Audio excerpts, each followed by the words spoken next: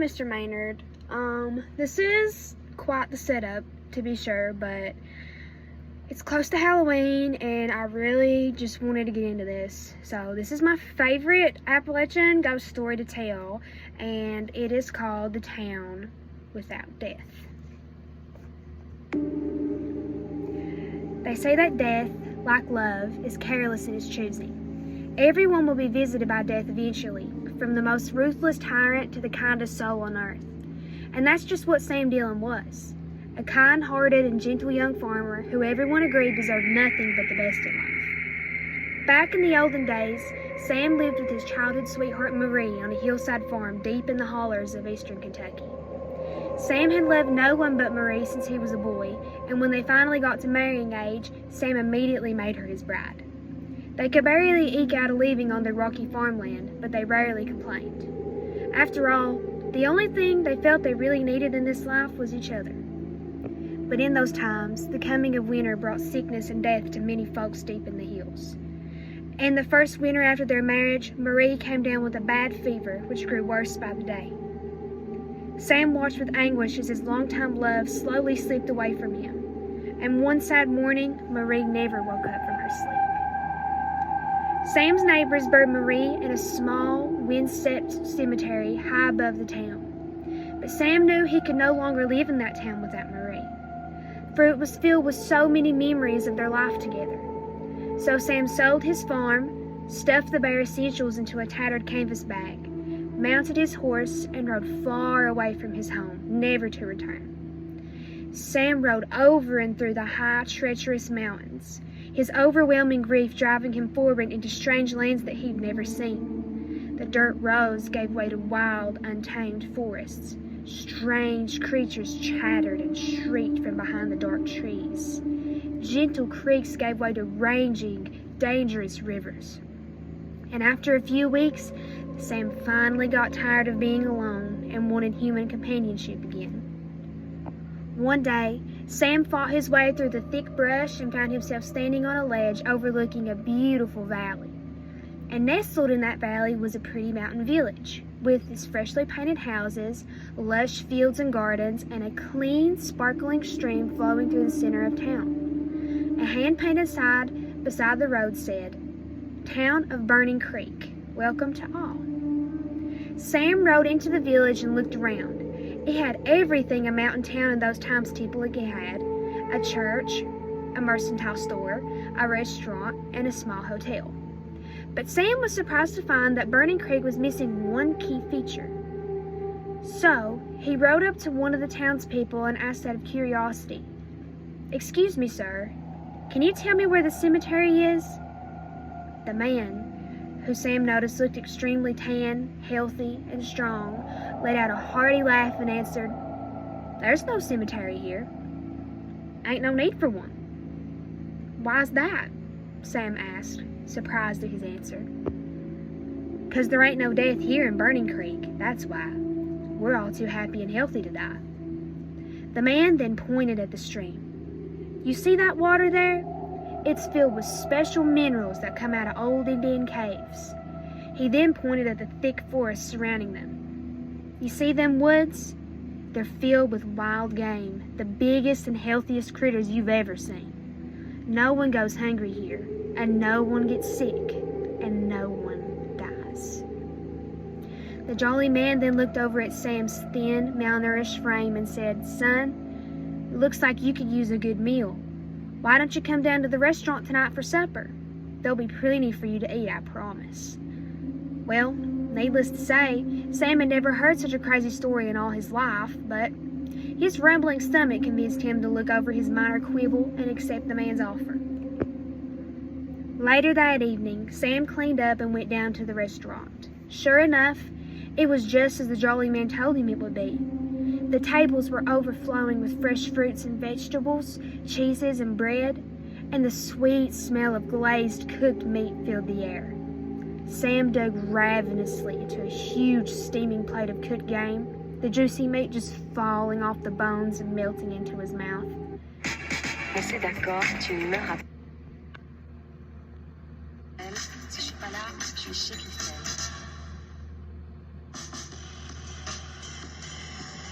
a second. It's an ad.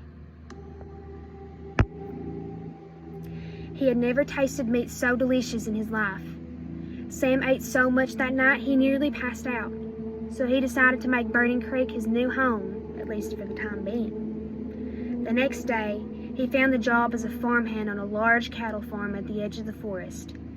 Each night after a hard day's work, he'd go back to the restaurant and devour giant helpings of that steaming, delicious game. Then he'd stagger back to his employer's farm, his belly hanging over his pants, and pass out in the barn loft.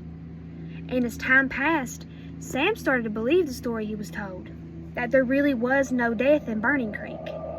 Everyone seemed healthy and fit. No one appeared to be old or sick. He thought maybe in his long travels, he had stumbled across heaven itself. But on some nights, a strange thing would happen that would awaken Sam from his deep slumber. He would hear strange sounds drifting from the dark woods surrounding the farm. At first, he only heard the sounds of the night crickets as they called out to one another. Sometimes he would hear the howl of a wolf or the low hoot of a mountain owl. But then he would hear something else, something that sounded like whispers. Numerous whispering voices drifting from the blackness in a hushed conversation Sam could not understand. They would then drift away, and Sam would return to his slumber. And so each day was just like the last. Sam worked hard on the farm and then would head to the restaurant for another massive dinner. And as the weeks passed, Sam's thin physique began to grow more and more plump. He simply couldn't stop himself from eating that delicious food. But when he would return to the barn that night, he'd awaken to that same strange sound, eerie, unintelligible whispers drifting from the darkness, glowing louder as they surrounded him, then vanishing as quickly as they came. Sam figured something in that food was giving him crazy dreams, but it seemed a small price to pay.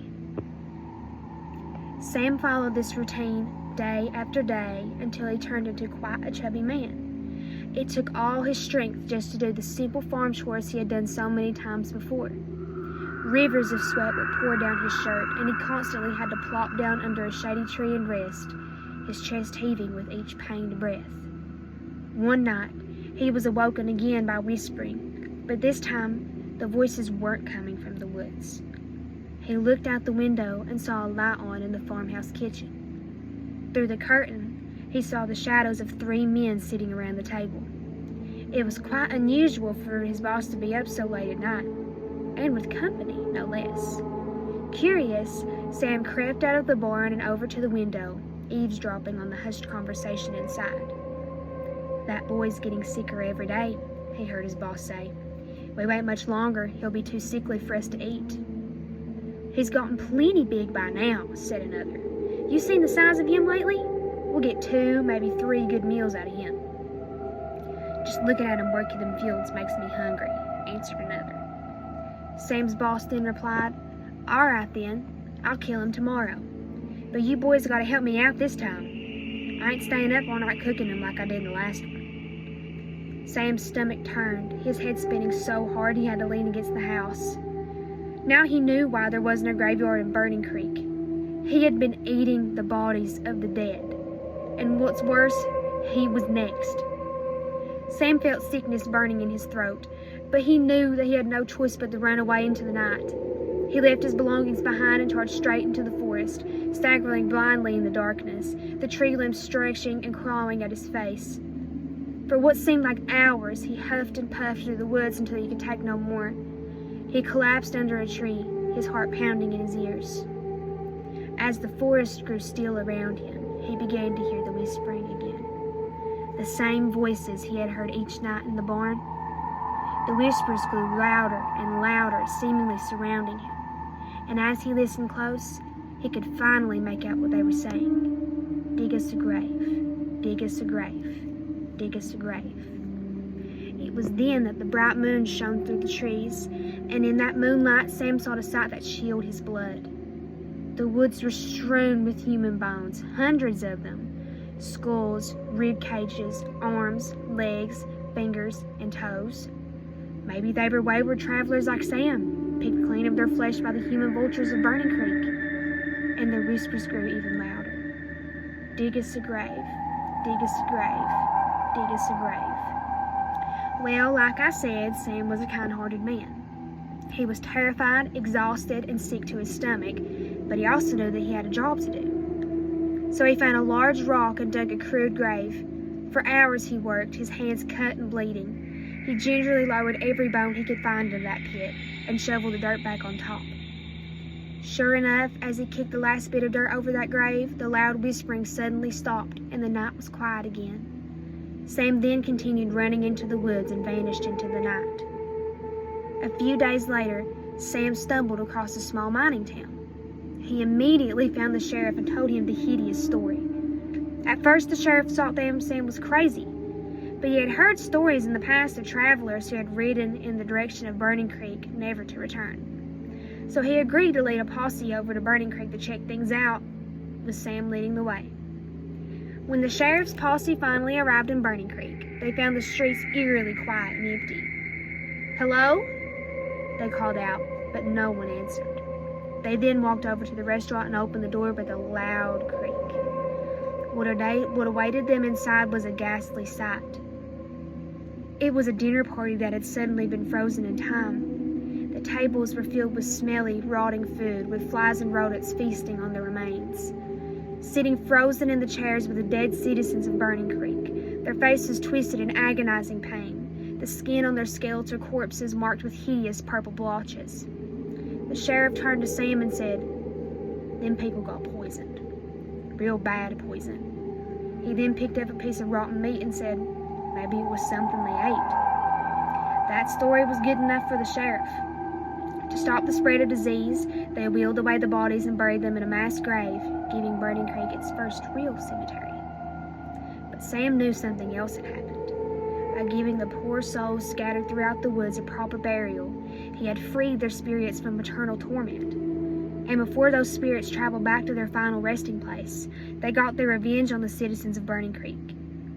Sam eventually found another town to live in, one with a prominent cemetery on a hillside overlooking the town. A constant reminder for Sam that there really was no escape from death, and that life must be lived to the fullest each day. So that's the end of the story. And I think that this story fits into Appalachian culture in a few different ways.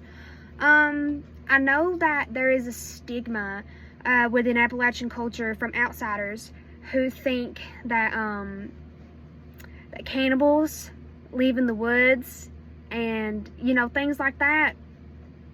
But it's also just a classic story of how hard life was back then. And all the stories about sickness and death, and maybe some people did resort to cannibalism. I know my mama told me quite a few stories about how she grew up, and she was dirt poor. And these ghost stories are not far off from the truth about how it was to live back then. And I think that these stories fit well into the culture to maybe make something so horrible that happened to so many people who are still alive today into something that they can look back on as fantastical. So, I hope you have a good week. Thank you.